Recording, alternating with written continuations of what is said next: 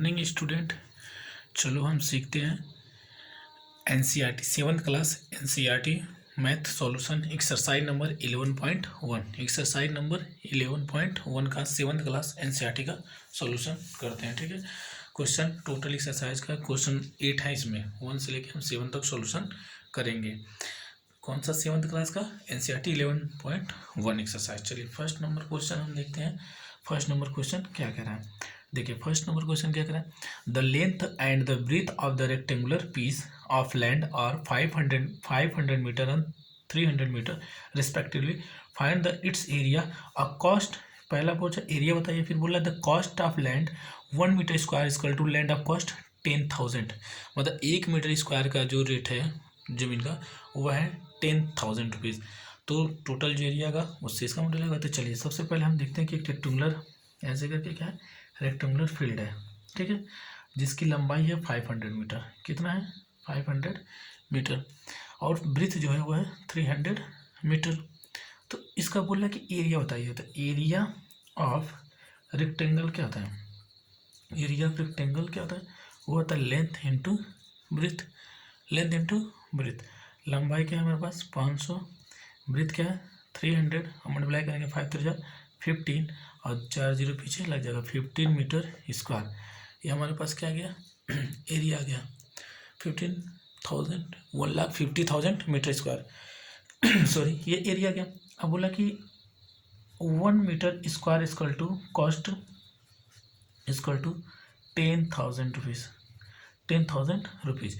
1 metre square का 10,000। तो बताए इतना मीटर स्क्वायर एरिया लेने के लिए आपको कितना खर्च करना पड़ेगा? तो आप लिखोगे 1540 मीटर स्क्वायर कॉस्ट कितना हो जाएगा? 15,000 1,50,000 इंटू 10,000।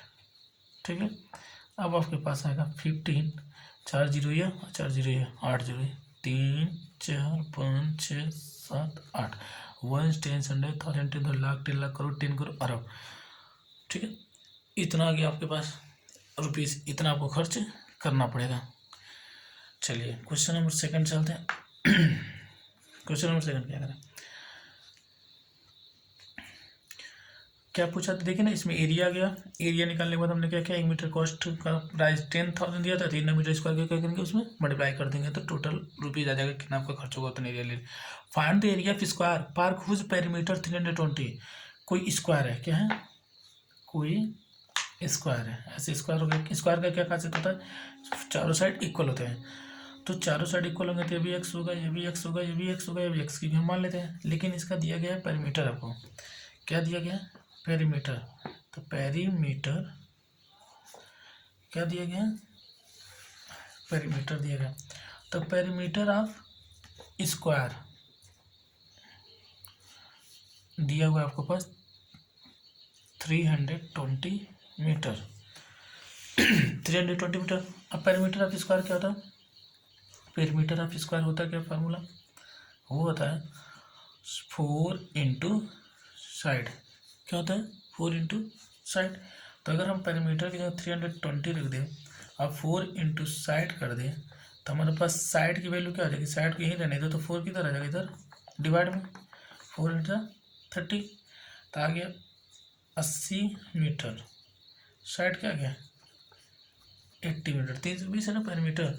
तो एरिया पेरीमीटर क्या होता है? 4 इंटू साइड। तो 4 से जब डिवाइड क्यों 4 क्योंकि 4 से इक्वल होता है 4 इंटू 60। तो 4 से हमने डिवाइड दे देंगे तो हमारे पास आ जाएगा 80 मीटर स्क्वायर। 80 मीटर तो कितना है? 80 मीटर। चलिए थर्ड नंबर क्वेश्चन देखते हैं। थर्ड नंबर क्वेश्चन क्या कह रहे हैं, चलिए क्वेश्चन देखते हैं थर्ड। हमारा सेकंड वाले का क्या हो गया? साइड आ गया 80 मीटर। कितना गया साइड? 80 मीटर। तो पूछा क्या था? Find the area. एरिया पूछा था। तो एरिया ऑफ स्क्वायर क्या होता है? एरिया ऑफ स्क्वायर क्या होता है? होता है side into side. Area of square क्या होता है? Side into side. क्योंकि हमने साइड कैसे निकाला? पेरीमीटर दिया था तो हमने 4 इंटू साइड करके पेरीमीटर में से हमने साइड निकाल दिया। अब साइड आ गया तो एरिया हो जाता है साइड इंटू साइड। 80 इंटू 80 8 8 जा 64, दोनों जीरो पीछे 64 6400 मीटर स्क्वायर।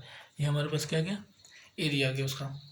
ठीक है, देखिए पैरामीटर्स दिया था तो हमने साइड निकाला, साइड आ गया तो हम उसके क्या कर दिए, एरिया निकल जाएगा। साइड इंटू साइड होता है, स्क्वायर का एरिया क्या होता है, साइड इंटू साइड, और पैरामीटर क्या होता है, 4 इंटू साइड। चलिए क्वेश्चन नंबर 3 देखते हैं। क्वेश्चन नंबर 3 क्या कह रहा है, एक मिनट। क्वेश्चन नंबर 3 में बोल रहे हैं find the breadth of rectangular plot of land if its area 440 metre square and the length is the 22 metre, find the perimeter. देखो ब्रीथ भी बताइए और पेरीमीटर भी बताइए, और क्या है, रेक्टेंगुलर प्लॉट है, थर्ड वाले में ऐसे रेक्टेंगुलर प्लॉट हो गया। ठीक है, इसका एरिया आपको दे चुका है, एरिया क्या दिया, 440 मीटर स्क्वायर, और लंबाई इसका दिया, लेंथ कितना दिया, 22 मीटर, लंबाई 22 मीटर स्क्वायर, लंबाई दे दिया है 22 मीटर। और चौड़ाई पूछ रहा है, हाँ चौड़ाई निकालने के बाद पैरामीटर पूछ रहा है। तो पहले तो ये बताओ एरिया ऑफ रेक्टेंगल क्या होता है, एरिया रेक्टेंगल क्या होता है, वो होता है लेंथ इंटू ब्रीथ, हम जानते हैं लेंथ इंटू ब्रीथ। तो लंबाई हमारे पास है 22, अब ब्रीथ हमको पता नहीं तो इसको भी रहने दो, और एरिया हमको ऑलरेडी दे चुका है 440 मीटर। ठीक है, अब ब्रीथ की वैल्यू क्या हो जाएगी, 440 डिवाइड बाई 22, ये मल्टीप्लाई करा के डिवाइड हो गया, तो ये कटेगा 2 टाइम में, आ गया 20 मीटर। हमारे पास क्या आ गया, 20 मीटर। बी क्या आ गया, ब्रीथ क्या आ गया, 20 मीटर। पेरीमीटर क्या होगा इसका, हम जानते हैं कि पेरीमीटर क्या होता है, पेरीमीटर हम पी लिखते हैं, perimeter of rectangle. Perimeter of rectangle क्या होता है, वो होता है 2 इंटू एल प्लस बी। क्या होता है, 2 इंटू एल प्लस बी। तो 2 इंटू एल की वैल्यू क्या है 22, अब बी की वैल्यू 20 हमने रख दिया, और 2 इंटू बाई 42, अब 42 में मल्टीप्लाई कर देंगे, इसका आ जाएगा 84, ये आ गया पेरीमीटर 84 मीटर। क्या गया, 84 मीटर। हमारे पास पेरीमीटर क्या गया, 84 मीटर। देखिए हमारे पास एरिया दिया था, जिसे हमने लंबाई इंटू चौड़ाई करके साइड में ब्रेथ निकालने, ब्रेथ आ गया, तो हमारे पास पेरीमीटर का होता है L plus B, 2 into L plus B. हमने 2 इंटू एल प्लस बी करके पेरीमीटर और रेक्टेंगल भी फाइंड आउट कर लिया। चलिए क्वेश्चन नंबर 4 पे चलता है। Question number 4, the perimeter of rectangular sheet. Perimeter of rectangular sheet, कोई पेरीमीटर ऑफ रेक्टेंगुलर सीट है, रेक्टेंगुलर सीट हो गया। ठीक है, इसकी पेरीमीटर वो है 100 सेंटीमीटर, पेरीमीटर है। ठीक है, फिर बोला लेंथ भी दिया है, लेंथ कितना दिया है 35 centimetre. Find the breadth also और एरिया, आपको बी भी बताना है और एरिया भी फाइंड आउट करना है। ठीक है, तो हम जानते हैं पेरीमीटर का, यहाँ पे पेरीमीटर का क्या दिया है, पेरीमीटर दिया है। पेरीमीटर क्या होता है, देखो perimeter of rectangle, perimeter of rectangle क्या होता है, होता है 2 इंटू एल प्लस बी, यही होता है ना। तो हमारे पास तो पेरीमीटर दिया है कितना 100, तो यह इसके बराबर होगा 2 इंटू एल की वैल्यू क्या है 35 और प्लस बी के बराबर होगा। ठीक है, अब ये 2 जो मल्टीप्लाई में तरह के क्या हो जाएगा, डिवाइड 100/2 हो जाएगा, और एल प्लस बी मतलब एल प्लस बी का मतलब किसके 35 प्लस ब्रीथ के बराबर होगा 2 तरह के, ये काट हो जाएगा 50 is equal to 35 plus B. B की वैल्यू क्या आ जाएगी 50 माइनस 35 इसकल टू 15, ब्रीथ क्या आ गया 15, सॉरी बी की वैल्यू क्या आ गई 15। जैसे ये हमने 2 को इधर लाया, काटा इसको, हो गया 50, और यहाँ एल प्लस बी था, इसको लाके इधर माइनस कर देंगे, हमारे पास बी की वैल्यू हो गई 15। अब एरिया क्या होगा, एरिया इसमें क्या हो जाएगा, इसका लेंथ ऑफ ब्रेथ मिल गया, तो एरिया क्या था, एरिया इसकल टू रेक्टेंगुलर है ना, तो लेंथ इंटू ब्रेथ, लंबाई कितना होगा 35 और यह 15, मल्टीप्लाई कर दो, मल्टीप्लाई करोगे तो 15 × 75 का 5 सेकंड बच गया, अपन 45 और 7 525 सेंटीमीटर, 525 सेंटीमीटर आ गया। ठीक है, क्या होता है एरिया, क्या होता है रेक्टेंगुलर का एरिया, रेक्टेंगुलर क्या होता है लेंथ इंटू ब्रीथ, लंबाई हमारे पास दी थी 35, हमने चौड़ाई निकाल लिया 15। ठीक है, और उससे हमने मल्टीप्लाई कर दिया, हमारे पास एरिया फाइंड आउट हो गया। चलिए एरिया हो गया। अब क्वेश्चन नंबर चलते हैं 5th पे। चलिए क्वेश्चन नंबर 5 क्या कह रहा है, क्वेश्चन नंबर 5, हम क्वेश्चन नंबर 5 सॉल्व करते हैं। क्वेश्चन नंबर 5 पढ़िए। लिखा है कि the area of square park is the same of the rectangular park if the side of the square park 60 metre and the length of the rectangular park 90 metre. Find the breadth of rectangular park. देखो कोई square हो गया, ठीक है, और कोई rectangular हो गया ऐसे, ठीक है। इन दोनों का एरिया जो है वो बराबर है। क्या है? एरिया दोनों का इक्वल है। अच्छा, लेकिन इसकी साइड जो है वो है कितना 60 मीटर और इसकी जो लंबाई है वो 90 मीटर। इसकी ब्रीथ नहीं पता है और इसकी साइड आपको 60 दे दी है और बोल रहा है कि इसका एरिया इसके एरिया के बराबर है। अच्छा, इसका एरिया क्या होता है? L into B. इसका एरिया क्या होता है? Side into side. तो देखो हम दोनों के एक दूसरे के बराबर लेके चल रहे हैं क्योंकि इसका एरिया इसके एरिया के बराबर है, तो हमने साइड इंटू साइड कर लिया और इसका लेंथ इंटू ब्रेथ। तो ये हो गया साइड इंटू साइड, मतलब क्योंकि स्क्वायर है तो स्क्वायर के सब 60 होंगे, कोई जरूरत है नहीं, तो 60 इंटू 60। इसमें लंबाई की चौड़ाई होता है इसका एरिया, तो हो गया लेंथ इंटू ब्रेथ क्या है? एक्स मान लेते हैं, ठीक है। देखो ये दोनों के एरिया बराबर है, चल रहा है हमने के, तो हमारे पास 60 इंटू 60 और यह एक्स की वैल्यू यहीं पर है, एक्स की फाइंड आउट करनी है, तो ये 90 जो मल्टीप्लाई में करा के क्या हो जाएगा? डिवाइड में। अब इसको सॉल्व कर दो, जीरो से जीरो कैंसिल आउट और ये 3 2 जा 6, 3 3 जा 9, 3 1 जा 3, 3 2 जा 6 20। इसका मल्टीप्लाई करेगा 40 मीटर।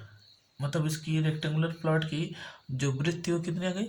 40 मीटर। आप चाहते तो पहले इसका एरिया निकाल लेते, ऑलरेडी अलग से पहले एरिया निकाल लेते, एरिया निकाल के इसके एरिया की इसका एरिया मान लेते, वो इसका लेंथ इंटू ब्रेथ के बराबर करते, तो इसे भी हम ऑलरेडी वही लेके चल लेते, ये एरिया निकल रहा है और इसको लेंथ इंटू ब्रेथ के बराबर लेके चल रहे। हमारे पास आ गया 40 मीटर। 5 नंबर क्वेश्चन का आंसर क्या गया? 40 मीटर। वो भी किसका ब्रेथ है? रेक्टेंगुलर का ब्रेथ है, क्योंकि इसका साइड दिया था उसका ब्रेथ नहीं दिया था, लेंथ दिया था, तो इसका एरिया उसके बराबर करेंगे तो हो जाएगा लेंथ इंटू ब्रेथ। चलो क्वेश्चन नंबर 6 पे चलते हैं।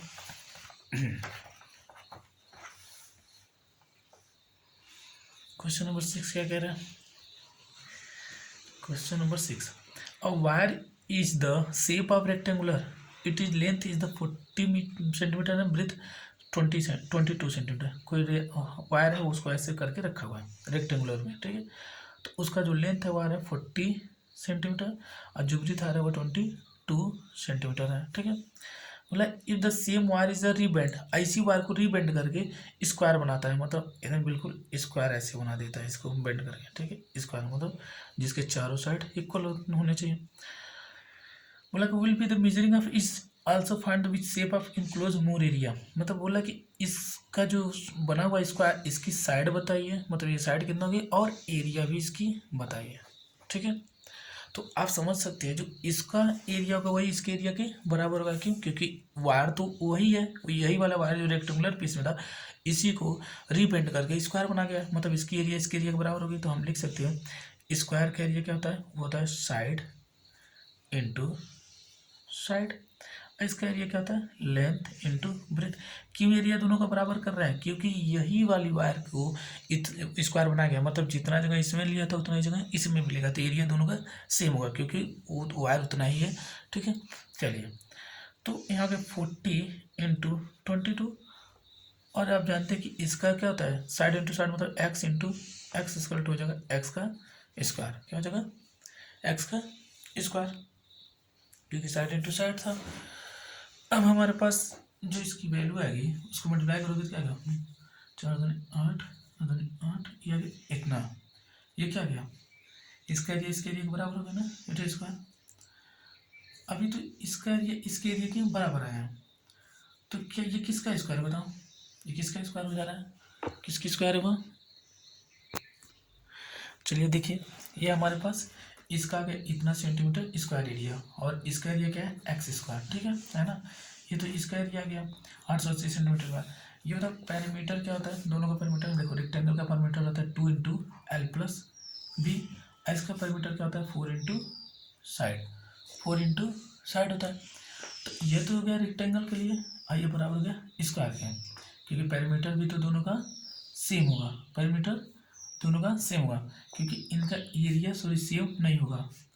क्योंकि रीबंड करके रेक्टेंगुलर होगा तो ज़्यादा एरिया लेगा, लेकिन इसका एरिया कम होगा, वायर उतना ही बड़ा है, लेकिन वह शेप बदलेंगे तो इसका एरिया कुछ और होगा, इसका एरिया, लेकिन पैरामीटर दोनों का सेम होगा। पैरामीटर का मतलब इसकी वायर की लंबाई दोनों में सेम होगा, इसकी लंबाई और इसकी लंबाई दोनों में क्या होगा, सेम होगा, सॉरी इस दोनों की लंबाई क्या होगी, सेम होगी, लंबाई सेम होगी दोनों में, वायर उतना ही बड़ा है, एरिया इनका बदल जाएगा। तो देखो पैरामीटर ऑफ रेक्टेंगल और पैरामीटर ऑफ स्क्वायर दोनों का हमने बराबर कर दिया, हो गया। 2 इंटू एल की वैल्यू क्या हमारे पास 40, अब ब्रेथ की वैल्यू है 22, ठीक है, और यहाँ पे 4 इंटू साइड, ठीक है। ये क्यों किया जा रहा है, स्क्वायर की साइड निकालने के लिए, ये दोनों जोड़ोगे तब क्या आएगा 2 इंटू या 22 है ना, तो आ जाएगा 62, अब 62 में मल्टीप्लाई करोगे ये आ जाएगा 1 2 2 जो 4 2 6 12 124 बराबर हो जाएगा 4 इंटू साइड, 4 इंटू साइड, तो साइड की वैल्यू क्या आ जाएगी, साइड इक्वल टू जाएगा 124/4, अब 4 3 जा 12, 4 1 जा 4, आ गया साइड आ गया कितना, साइड आ गया 31 सेंटीमीटर, कितना गया साइड 31 सेंटीमीटर। क्योंकि देखो वायर ऐसे पहले बेंड हुआ था, फिर उसी वायर को स्क्वायर में बनाती है, तो वायर तो उतना ही बड़ा है, तो इसीलिए लंबाई जो किसकी होगी, पैरामीटर जो होगी वो दोनों जो सेम होगा। तो ये साइड आ गया स्क्वायर का, और यहाँ पे रेक्टेंगुलर का। अब पूछ रहा है कि एरिया दोनों में ज़्यादा किसका होगा, तो हमने एरिया किसका निकाला है, रेक्टेंगुलर का, और एरिया पे स्क्वायर क्या हो जाएगा, एरिया पे स्क्वायर क्या हो जाता है, इसी साइड इंटू साइड। अगर देखा जाए कंपेयर किया जाए तो 880 सेंटीमीटर स्क्वायर था। अब इसी से कंपेयर किया जाए एक्सिस मतलब साइड इंटू साइड किया जाए तो साइड कितना है 31 इंटू 31, तो एरिया ज़्यादा किसका आएगा, इसी का आएगा, स्क्वायर का आएगा, ठीक है, स्क्वायर का एरिया ज़्यादा होगा, क्योंकि आप मल्टीप्लाई करके देखें देखो 30 का ही स्क्वायर 900 होता है, ठीक है, तो 880 था और यहाँ 31 है, तो इसका एरिया ज़्यादा होगा, किसका एरिया ज़्यादा होगा, स्क्वायर का। हमको क्या करना था, देखिए पहले रेक्टेंगुलर प्लॉट था तो उसका आपको बनाया गया था वायर से, ठीक है, जिसकी लंबाई 40 है, इसकी 22 थी, और फिर उसी को रीबेंड करके स्क्वायर बना गया है, तो लंबाई वायर का उतना ही है, तो इसीलिए हमने पैरामीटर एक दूसरे के बराबर कर दिया, पैरामीटर बराबर हो गया, जिससे हमने स्क्वायर का साइड फाइंड आउट कर दिया। और यहाँ पे दोनों का एरिया लेके चल रहे थे, देखिए इसका एरिया का 880 और इसका एरिया का 31 इंटू 31 900 कुछ आएगा, ठीक है ना।